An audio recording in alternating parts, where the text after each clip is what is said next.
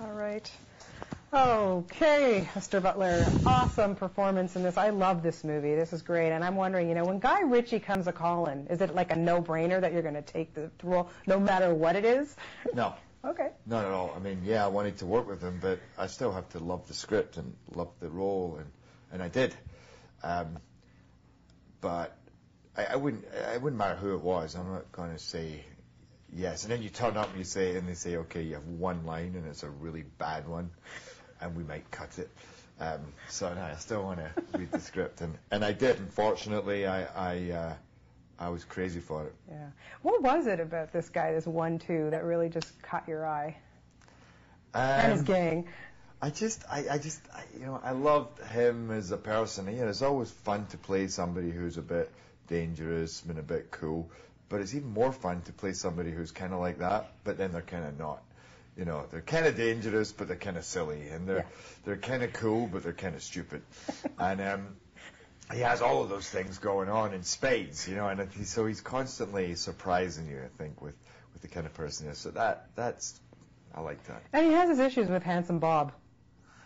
Yeah, there's something going on there. Yeah, not his fault. You know, he was just taking everything at face value, I guess, as you do, and then you get a, as he calls it, was it a broadside? Oh yeah. A bit of a broadside. It's such a great scene. Yeah. There's so many. It's funny doing these interviews and people bring things up, and I just start smiling and laughing, and that's what it's been like, even for the actors. Even other great films that I've been really happy with, they're not generally movies that you sit and go, what about that bit? What about that bit? Right. But with this, we all sit and we're like, what about that bit you did? Or what about that bit they did? And there's so many. Well, what about that chase scene with the Russians? Exactly. Okay, come on, tell me about shooting that, because that's insane. That's so classic Guy Ritchie. Absolutely. Yeah. But no, I think even Guy outdid himself in this one. There's no end to that.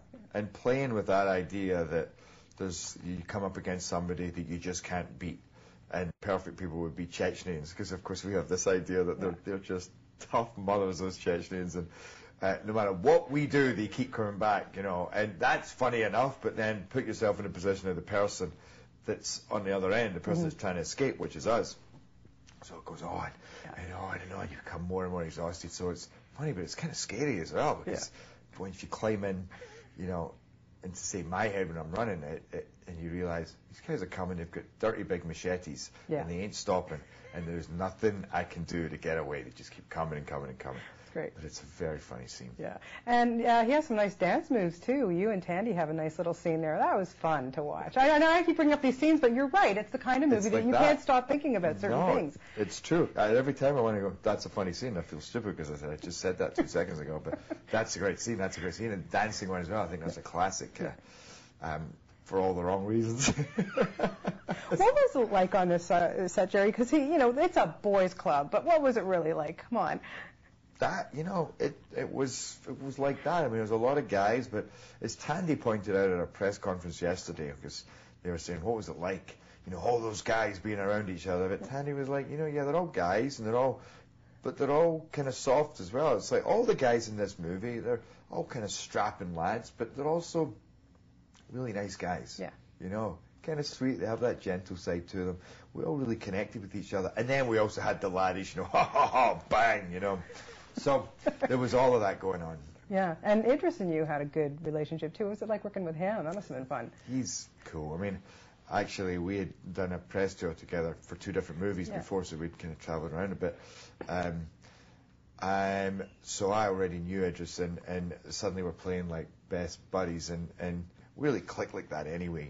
It's I really connect with Idris a lot, and 1-2 and Mumbles again. It's just that's that great friendship that you can see it automatically. You just assume how cool they are together and what they've been through together, which leads, in the face of the other things that happen between the two of them, and the third one, of course, Handsome Bob, to a lot of strange moments. Strange moments, exactly. Yeah. Now, I understand there was a presence on set by Madonna at least one day. What was it like having her around? Just her presence. Amazing.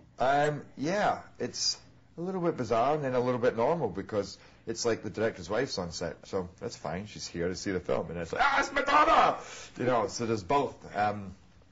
But she was lovely. You know, when she came in as the director's wife. She didn't come as Madonna. So very cool and just, you know, just there to see Guy and see what was going on in the movie. Yeah.